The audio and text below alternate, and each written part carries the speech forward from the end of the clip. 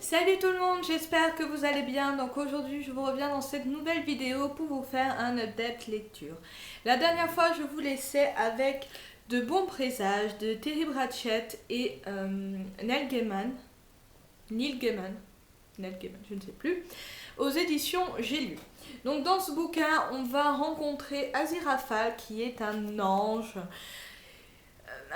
Voilà, je vous expliquerai après qu'est-ce qu'il est exactement, et Rampa qui est le démon. Ensemble, ils vont essayer d'éviter l'apocalypse en essayant de contrôler l'antichrist qui est censé naître l'année où se passe ce bouquin. Donc voilà, sauf que ces deux-là en fait ils sont quand même un petit peu amis. Ils sont pas forcément des ennemis où voilà, non, il faut que l'antichrist soit dans le bien et l'autre dans le mal. Non, non, ils essayent en fait d'apporter tous les deux leur comment dire, leur quantité de bien et de mal. Sauf qu'ils vont se rendre compte que ils n'ont pas éduqué le bon enfant et que l'antichrist est à l'autre bout du pays livré à lui-même et à ses pouvoirs. Donc jusqu'au bout, on va se rendre compte que c'est quand même assez comique et que l'antichrist n'est pas vraiment ce qu'il paraît. Et voilà, plein de petits événements vont se passer qui petit à petit vont voir apparaître certains personnages comme les cavaliers de l'Apocalypse qui se nomment, donc il y a la mort. Attendez, parce qu'il y a tous les personnages au début, c'est ça qui est bien. Il faut juste que je les retrouve au commencement de bon présage. Voilà. Donc il y a la mort, la guerre, la famine et pollution. Il n'y a pas... c'est qui famine Enfin, je sais plus, un des 4 chevaliers de l'Apocalypse a pris sa retraite, donc du coup, il n'y est pas. Pour ceux qui connaissent Terry Pratchett, la mort, c'est celle de Terry Pratchett. Ça parle en majuscule dedans. C'est là qu'on se rend compte que c'est la mort des Disques-Mondes. Voilà, en gros, c'est ça. Il va y avoir l'Apocalypse et tous les étapes qui vont faire que l'Apocalypse va être là. Pour ce qui est d'Aziraphale, en fait, c'est un ange, bien sûr, qui est du bon côté avec Dieu et qui adore les livres. C'est pour ça que je l'aime bien, ce personnage, parce qu'il est libraire. Sauf que il est libraire, mais il ne veut pas qu'on achète ses livres. Voilà, c'est un collectionneur de livres, mais s'il peut convaincre des gens pour ne pas acheter ses livres, il est heureux et il est le plus heureux du monde. Tandis que Rampa, lui, c'est le démon dans toute sa splendeur, il est vulgaire. S'il peut renverser quelqu'un, il s'en fout royalement. Enfin, c'est vraiment le démon dans toute sa splendeur. Dans l'ensemble, j'ai beaucoup aimé ce livre.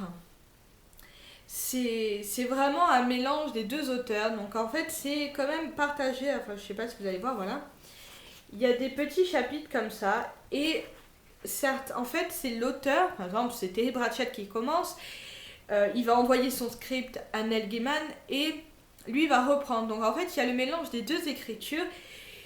Et pour ceux qui connaissent le Disque-Monde ou qui auraient lu des livres de Neil Gaiman, vous arrivez en fait à voir qui écrit quoi. Voilà. Par rapport, enfin, pour ma part, Terry Pratchett, je le trouve toujours dans le comique. Toujours à trouver des jeux de mots, toujours à trouver des moments hilarants. Et j'ai beaucoup, beaucoup ri en lisant ce bouquin. C'est vrai que ça m'a fait quand même un petit peu de peine en le lisant parce que, sachant que Terry Pratchett n'est plus parmi nous, voilà, relire un de ses bouquins, ça m'a fait remonter un petit peu voilà, de tristesse. Mais je me dis qu'en fin de compte, voilà, il vit dans ses romans. Et j'ai encore plein de livres que j'ai pas encore lus de lui, donc j'ai encore pas mal d'années devant moi pour perpétuer sa mémoire, je dirais. Mais dans l'ensemble, voilà, c'est un très très bon livre. Voilà, c'est beaucoup d'humour et la fin, on ne s'y attend pas du tout. Tout ce qui est les chevaliers de l'Apocalypse sont très très rigolos aussi. J'ai beaucoup ri à certains passages. Mais ce qu'il y a beaucoup de personnages dont je me suis quand même beaucoup perdue dans certains passages. Mais voilà, je conseille pour ceux qui sont quand même assez fans de Terry Pratchett parce qu'il ne faut pas s'attendre à ce que ça soit quand même un livre sérieux, mais il y a beaucoup de morale dedans. Énormément même.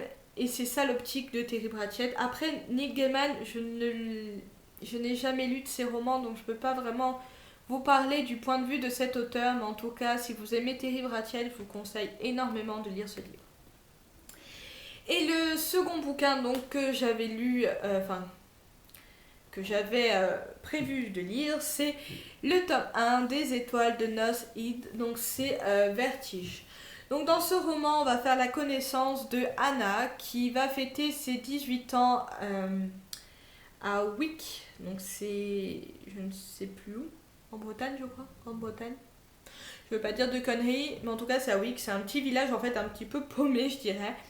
Et elle n'est pas contente au début parce qu'elle se dit ouais, elle est parisienne, je vais pas fêter mes 18 ans dans un bled paumé pour mon anniversaire, enfin bon voilà quoi, elle était vraiment pas contente.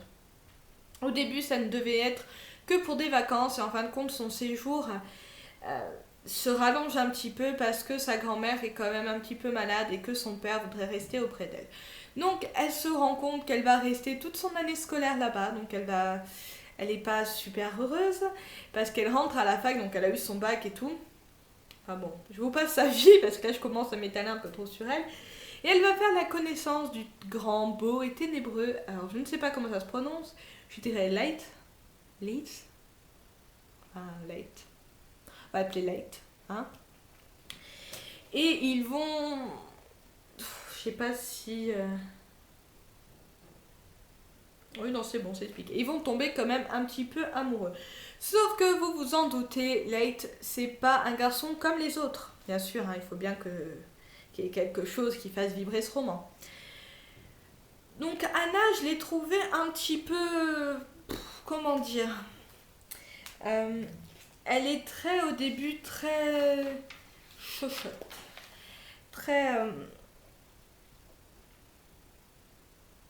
je sais pas, elle n'est pas attirée vraiment par les garçons, elle a quand même 18 ans, mais bon, aller dans des soirées et boire un verre d'alcool pour elle, c'est oulala, sacrilège. Voilà, c'est draguer un garçon pour elle aussi, c'est sacrilège, elle ne comprend pas pourquoi les couples sont comme ça.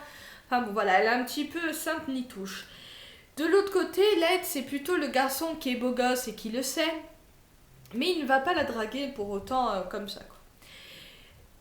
Dans l'ensemble, ce roman, je l'ai beaucoup aimé. D'ailleurs, vous l'aurez remarqué dans un book haul, que je sais pas si je vais mettre avant ou après. J'ai déjà acheté le tome 2 car j'ai beaucoup aimé ce livre.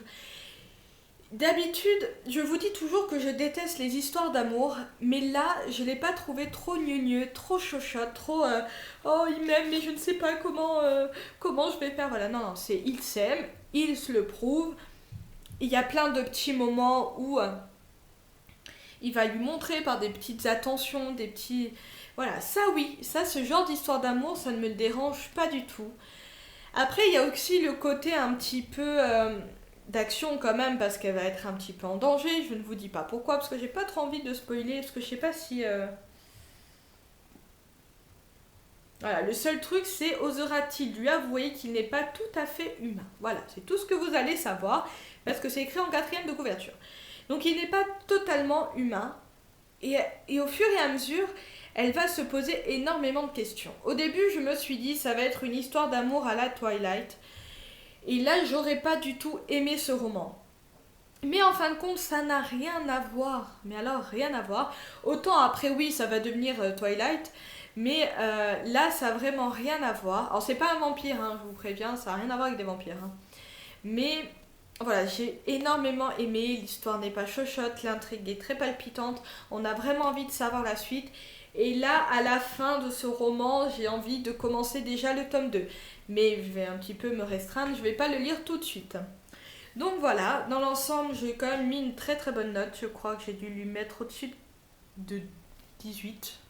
Puis j'ai mis entre voilà. Donc voilà, c'est pas un coup de cœur. Et puis voilà, c'est la couverture de France Loisirs est magnifique quoi. J'adore les. Voilà, il a tout pour lui quoi.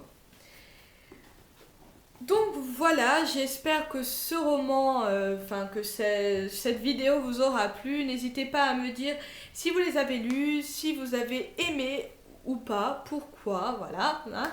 Chacun, comme je dis, chacun ses goûts. Donc voilà, j'espère que en tout cas tout va bien pour vous. Je vous dis à bientôt pour une prochaine vidéo. Ciao ciao.